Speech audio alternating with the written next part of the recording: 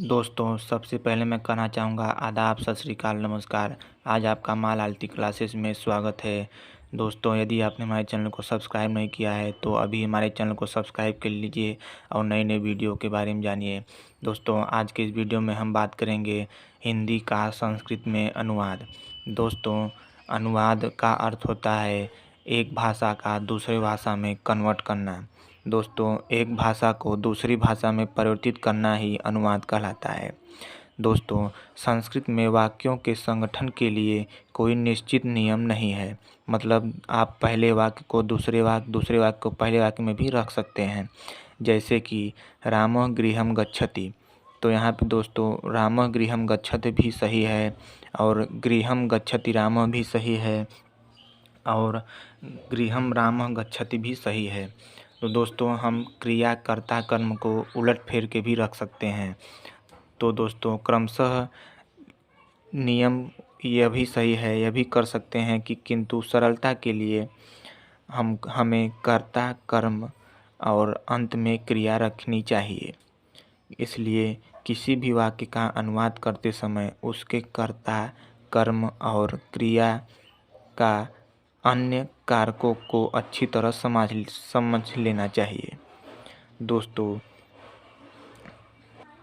दोस्तों, संस्कृत में कोई भी शब्द विभक्ति चिन्ह रहित नहीं प्रयुक्त होता तथा इसकी क्रियाओं में लिंग भेद नहीं होता। तीनों लिंगों में क्रिया समान हो सकती है। दोस्तों, आइए कुछ अनुवाद के कुछ नियम जानते हैं। दोस्तों, ये जो मैं बता रहा हूँ, यदि आप इस नियम को लिख लेंगे तो आपको हिंदी का संस्कृत बनाने में अनुवाद करने में तनिक भी कठिनाई नहीं होगी। दोस्तों, हिंदी में एक वचन और बहुवचन ये दो ही वचन होते हैं, परंतु संस्कृत में एक वचन, द्विवचन, बहुवचन ये तीनों वचन होते हैं। दोस्तों, हिंदी की तरह संस्कृत में भी कर्ता और क्रिया प्रथम पुरुष, अन्य पुरुष, मध्यम पुरुष और उत्तम पुरुष होते हैं। दोस्तों, संस्कृत में तीन वचनों के कारण तीनों पुरुषों में प्रत्येक क्रिया के प्रत्येक काल में 9 रूप होते हैं। जैसे कि आप पठ धातु का हुआ पढ़ना, तो यहाँ पे मैंने लिखा है पठति पठतः पठन्ति, पठसि पठतः पठत, पठामि पठाओ पठामः। दोस्तों, यहाँ पे मैंने लिखा है ये पठ धातु है पढ़ना मतलब जो हम लोग कोई भी चीज़ पढ़ते हैं पढ़ना हुआ, तो यहाँ पे पठ धातु का यह लट लकार है। दोस्तों, 5 लकार होते हैं, लट लकार, लंग लकार, लिट लकार, लोट लकार, विदलिंग लकार। दोस्तों, यहाँ पे लट लकार जो है यह वर्तमान काल है। मतलब 5 होते हैं। लट लकार होता है वर्तमान काल, लंग लकार होता है भूतकाल, लिंग लकार होता है भविष्यत काल, लोट लकार होता है दोस्तों चाहिए के अर्थ में, और दोस्तों, लोट लकार होता है आज्ञा सूचक वाक्यों के लिए तथा विधिलिंग होता है चाहिए के अर्थ में, मतलब कि जैसे पढ़ना चाहिए, लिखना चाहिए। अभी मैं अगले वीडियो में आपको बताऊंगा। अभी फ़िलहाल हम हिंदी का संस्कृत में अनुवाद वर्तमान काल के बारे में जानते हैं। इसके बाद मैं भूतकाल, भविष्यकाल, चाहिए के अर्थ में, विधिलिंग में सब कुछ मैं अगली वीडियो में आपको बताऊंगा। इस वीडियो में हम जानते हैं लट लकार वर्तमान काल। तो दोस्तों, यदि आपको हिंदी का संस्कृत में अनुवाद करना है तो आपको सर्वप्रथम 5 लकार, लट लकार, लंग लकार, लिट लकार, लोट लकार, विधिलिंग लकार, आपको 5 लकार याद करना होगा। वर्तमान काल, भूतकाल, भविष्यत काल, चाहिए के अर्थ में, मतलब आपको यह सभी आपको लकारें पठ धातु का, पढ़ना हुआ, लिखना हुआ, हर चीज़ का यदि आपको हिंदी का संस्कृत में अनुवाद करना है तो आपको यह सभी याद होना चाहिए। दोस्तों, इसमें यह भी महत्वपूर्ण है जैसे कि हिंदी की तरह संस्कृत में भी कर्ता, करण आदि 7 कारक होते हैं, किंतु उन्हें प्रथमा विभक्ति, द्वितीया विभक्ति आदि कहा जाता है। संस्कृत में कारकों को विभक्ति कहते हैं। इसमें होता है जैसे विभक्ति प्रथमा, द्वितीया, तृतीया, इन सभी रूपों में देखा जाता है। जैसे कारक हुआ, कर्ता ने कर्म को करण से संप्रदान के लिए अपादान से अलग होना, संबंध काके की रारे री, अधिकरण हुआ मैं पर पे, संबोधन हुआ हे ओ अरे। दोस्तों यह सभी आपको याद होना चाहिए। और दोस्तों संस्कृत में तीनों पुरुषों में कर्ता के ये 9 रूप होते हैं। जैसे प्रथम पुरुष हुआ, मध्यम पुरुष हुआ, उत्तम पुरुष हुआ। तो प्रथम पुरुष का एक वचन, द्विवचन, बहुवचन यह सभी हुआ। और दोस्तों जैसे हुआ सह, तौ, ते, त्वम, युवाम, यूयम, अहम, आवाम, वयम। दोस्तों यहाँ पे मैंने लिखा है सह का हिंदी होता है वह, तौ का वे दोनों, ते का वे सब, वे लोग, वे सब, त्वम का तू या तुम, युवाम का हम दोनों, युवाम का तुम दोनों, और हुआ यूयम का तुम सब, और अहम का मैं, आवाम का हम दोनों, वयम का हम सब। तो दोस्तों यह सभी आपको, जैसे स को हिंदी में वह कहते हैं, त्वम को हिंदी में तू या तुम कहते हैं, अहम को मैं कहते हैं, यह सभी आपको याद होना चाहिए। दोस्तों यदि आपको यह सब याद होगा तभी आप हिंदी का संस्कृत में अनुवाद कर पाएंगे। सर्वप्रथम आप 5 लकार याद कीजिए। हर धातु का, पठ का, लिखना का हुआ, लिख हुआ, गम हुआ, हर धातु का आपको लकार याद होना चाहिए, तभी आप हिंदी का संस्कृत में अनुवाद कर पाएंगे। तो है दोस्तों, ज़्यादा समय न लेते हुए आज हम सभी यहाँ पे हिंदी का संस्कृत में नियम देखते हैं क्या है। दोस्तों जैसे यहाँ मैंने लिखा है कि वह पढ़ता है, तो दोस्तों यहाँ पे मैंने लिखा है वह का संस्कृत हुआ सह। तो यहाँ पे करेंगे सह पढ़ता है। तो दोस्तों पढ़ता है, इसका तात्पर्य हुआ कि जैसे कि यहाँ पे हुआ सह, तो पढ़ता है मतलब वर्तमान काल, मतलब है, हा, ही, यहाँ पे सब वर्तमान काल में होता है। तो दोस्तों मैंने यहाँ लिखा है सह, तो यहाँ पे क्रिया जिस पुरुष का जिस वचन का होगा, कर्म भी उसी पुरुष का उसी वचन का होगा।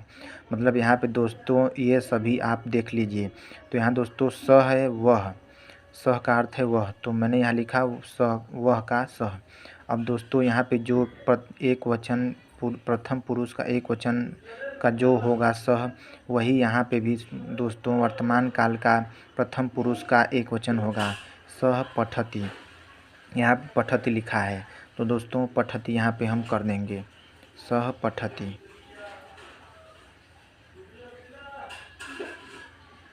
तो दोस्तों इसी तरह हम अगला आगे वाक्य भी बनाएंगे। दोस्तों इसका नियम कर्तृवाच्य वाक्य में क्रिया का प्रयोग कर्ता के अनुसार होता है। मतलब क्रिया जैसा होगा वैसे कर्ता होगा, अर्थात कर्ता जिस पुरुष और जिस वचन का होगा, दोस्तों क्रिया भी उसी पुरुष और वचन में होगी। क्रिया जिस काल की हो उसी काल का रूप लिखा जाता है।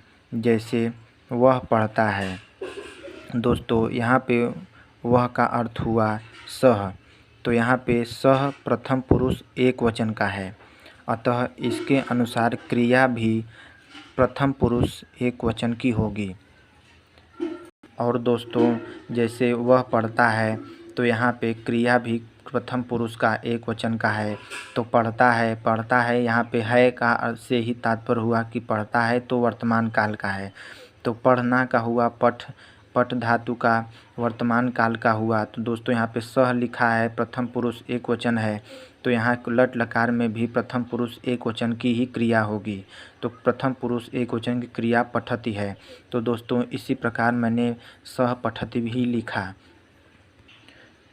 दोस्तों यहाँ क्रिया वर्तमान काल लट लकार की है, अतः पठ धातु के लट लकार वर्तमान काल का रूप प्रयुक्त होगा। पठ धातु के लट लकार वर्तमान काल के प्रथम पुरुष एक वचन का रूप होता है पठति, इसलिए अनुवाद होगा यहाँ पे सह पठति। अब आइए दोस्तों अगला जानते हैं। जैसे अगर हुआ कि वे दोनों पढ़ते हैं, तो दोस्तों वे दोनों का अर्थ यहाँ पे मैंने लिखा है तो तो यहाँ पे हुआ दोनों। सबसे पहले आपको ये सब याद करना होगा दोस्तों। तो का हुआ, वे दोनों का हुआ तो यहाँ पे दोस्तों तो मैंने लिख दिया। ये हुआ तो दोस्तों, वे दोनों की संस्कृत हुआ तो। अब दोनों हुआ दोस्तों पढ़ते हैं। अब दोस्तों हम देखेंगे कि मैंने तो कहाँ से उठाया। तो दोस्तों ये तो है क्रिया की, कर्म का तो है जो दोस्तों, यह प्रथम पुरुष द्विवचन है, प्रथम पुरुष द्विवचन। अब दोस्तों तो पढ़ता है, तो जो यहाँ पे पढ़ते हैं ये वर्तमान काल से ही दिख रहा है। तो दोस्तों पढ़ते हैं तो हम पठ धातु का वर्तमान काल उठाएंगे और तो देखेंगे दोस्तों कहाँ से लिया गया है। तो लिया गया है प्रथम पुरुष का द्विवचन से। तो दोस्तों हम भी पठ धातु के लट लकार में प्रथम पुरुष का द्विवचन देखेंगे। तो प्रथम पुरुष का द्विवचन हुआ पठतः। तो दोस्तों इसी प्रकार हम यहाँ पे लिखेंगे तो पठतः। इस प्रकार दोस्तों हमारी संस्कृत बन गई। वे दोनों पढ़ते हैं का तो पठतः। अब आइए दोस्तों यहाँ पे अगला देखते हैं। वे सब पढ़ते हैं। अब अगर यहीं कहीं पे लिखा है हुआ हो मिले आपको, कभी कह दे कि ये सब पढ़ते हैं का संस्कृत बनाओ, तो दोस्तों सबसे पहले हम जानेंगे कि वे सब का संस्कृत क्या होगा, ते। तो वे सब का संस्कृत हुआ ते, तो हम यहाँ पे लिखेंगे ते। और दोस्तों ये यहाँ पे हो गया वे सब का पूरा संस्कृत हुआ ते। अब पढ़ते हैं का आगे देखेंगे। अभी दोस्तों मैं इस वीडियो में आपको बता रहा हूँ केवल वर्तमान काल का, वर्तमान काल यानी लट लकार का पठ धातु का बनाना। तो ते मैंने देखा वे सब का संस्कृत हुआ ते। अब देखते हैं दोस्तों ते कहाँ से लिए गया है। तो प्रथम पुरुष का बहुवचन है। तो दोस्तों इसी लट लकार में भी हम प्रथम पुरुष का बहुवचन ही देखेंगे। तो दोस्तों बहुवचन यहाँ पे हुआ पठन्ति। पठन्ति आपको दिख रहा है, प्रथम पुरुष का बहुवचन पठन्ति। तो दोस्तों ते का हुआ वे सब, तो हम लिखेंगे यहाँ पे ते पठन्ति। तो दोस्तों इस प्रकार हुआ ते पठन्ति। अब जिससे कोई कह दे कि तुम पढ़ते हो, तो दोस्तों यहाँ पे तुम का तुम लिखा है हमने, तो यहाँ पे तुम हुआ तुम। और दोस्तों यहाँ पे तुम अब पढ़ते हो, तो हम देखेंगे दोस्तों तुम कहाँ से लिया गया है। तुम है प्रथम पुरुष मध्यम पुरुष का एक वचन।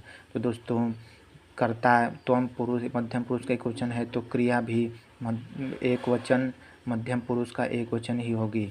तो होगा दोस्तों तुम पठसी। तो यहाँ पे पठसी लिखा है, तो दोस्तों हम लिखेंगे तुम पठसी।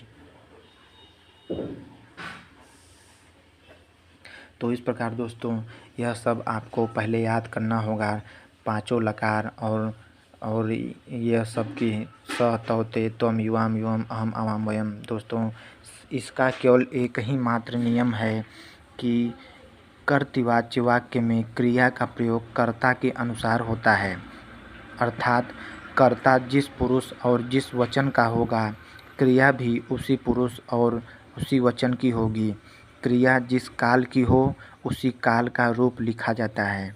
दोस्तों यह आपको नियम याद करना होगा। और इसी के साथ मैं अपने वाणी को विराम देता हूँ।